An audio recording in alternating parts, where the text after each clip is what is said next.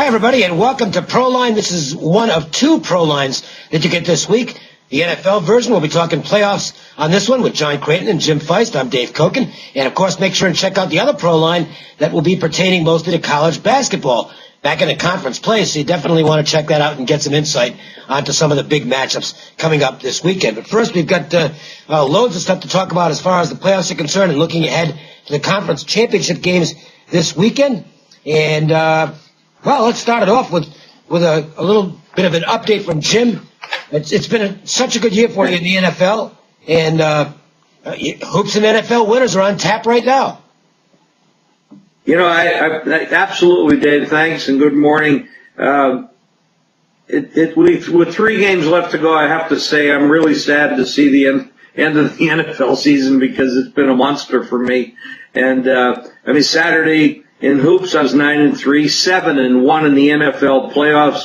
That included the playoff game of the year. That was a winner. 6-0 in the NFL totals. Right now, I've got 2 sides and 2 totals this weekend in NFL games for $20. And make sure you ask about my Monster Basketball package. That's January game of the month. That's $100 online.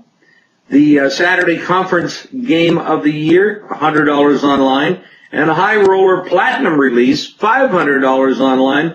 All 3 plays, $700 value for $29. Make the call right now. Get the college hoops for 1-866-841-1655. And don't forget, the NFL package is $20. So that's all 4 sides and totals in the NFL. And 3 big plays in college basketball for $29, 1-866-841-1655. Back to you, Dave. Well, I'm still a little steamed over the Broncos on Sunday. I thought Denver was a good play, and they were. Only it didn't end up that way. And it didn't. You stop and think about it for a second. There were so many things that had to go in the same direction for Denver not to cover that game. The odds on it on all those, and the combination of things happening was staggering. You had 2 drop touchdown passes, one of which turns into a pick. You have a punt return that's going to go for 6, and the guy trips over air. A field goal kicker who hasn't missed all year. He's missed 1 kick all year.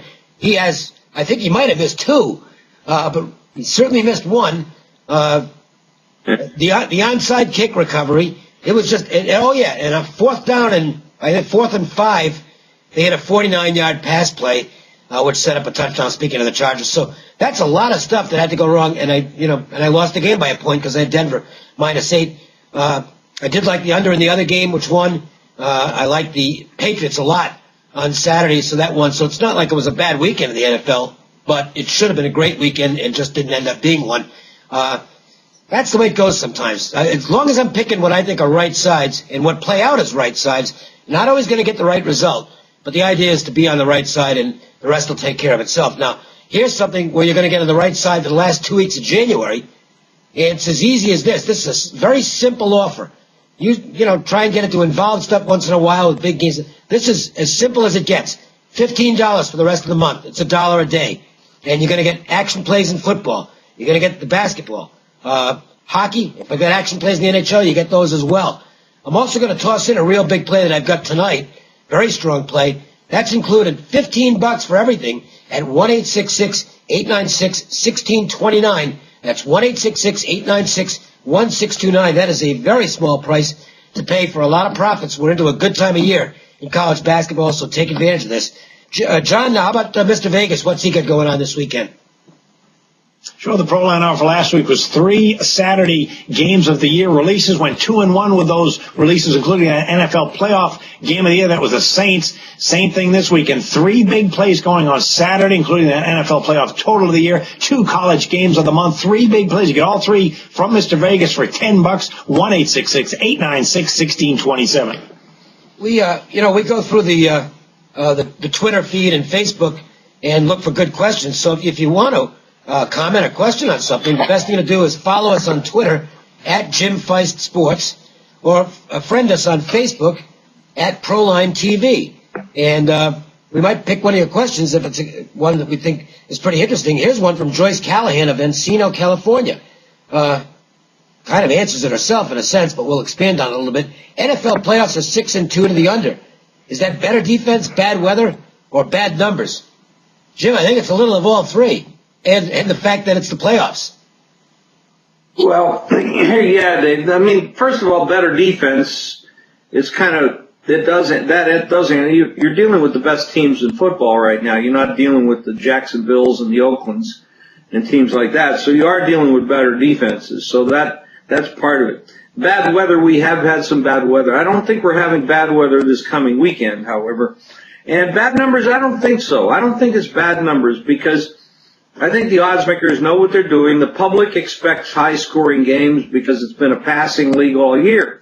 But what they missed is when you get to these good teams, the better teams in the league, the only way you're going to penetrate those defenses with a balanced attack. You're not going to just sit back there and throw the ball like you can against some of the crap defenses. So they're running the ball a lot. And I mean, almost 250 yards last week by the Patriots over Indianapolis. You're seeing the running teams doing very well. And as a matter of fact, I think the highest passing quarterbacks last week, all four of them lost the game. So that kind of tells you that the league is different when they're playing.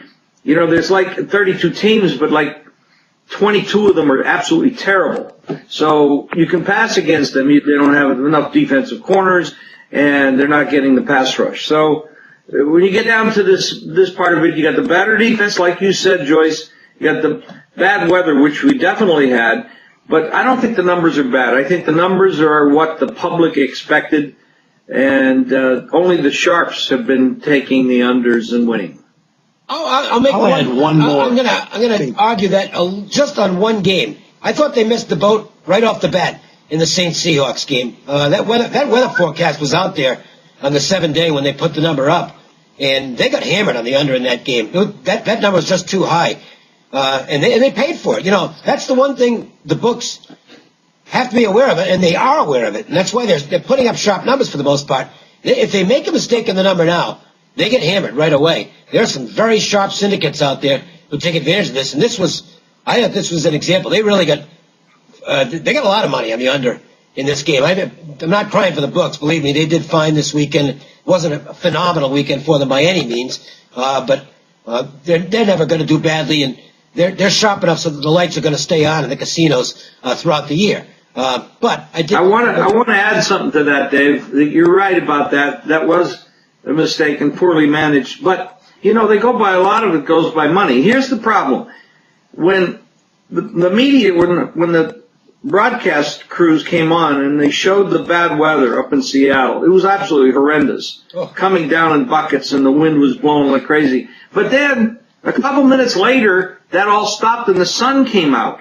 Well, I'm watching the screen, and I'm already on the under in the game. And I'm watching the screen, and the game went from 8, 9, 9.5, 10, and the total just kept going up and up, and I'm saying, what are you, crazy? I mean, I've been in Seattle, I've owned property in Seattle up in the Northwest, and I know every 15 minutes the weather changes, so that stuff that's out there is not going away. Yeah, you got a spot of sun, and the people are betting the game like there's sunshine the whole day, and that wasn't going to happen.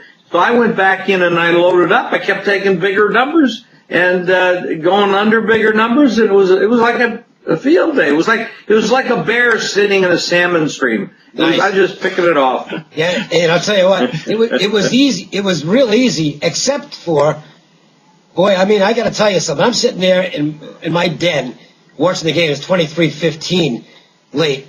Yeah. They got that onside kick, and it's like, Jesus, they got a shot for a touchdown and a 2. I mean, it's a long shot because there's no time left, but they still got a shot. This game goes to overtime, and the under loses. I'm going to be really unhappy. I mean, real unhappy. But fortunately, Marquise Colston did something. I have no idea what that was that Marquise Colston did, and that was the end of that. John, how about you? Any thoughts to add?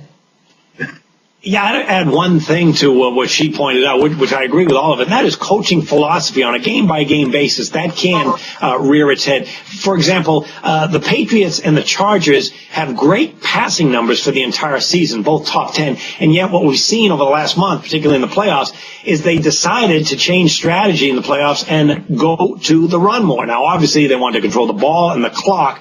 San Diego did it against Denver when they beat them last month, a game that went under the total 27-20. And again, on this past weekend, it was all about rushing. In fact, they have one passing yard in the first half. That game sailed under. The Patriots, too, have gone more toward a run-oriented game. Now, that game against the Colts did fly over the total, but there are certain situations you can look at when a coach says, we need to run the football, we want to control the ball and the clock. That clock can go faster and keep games scoring. A low score.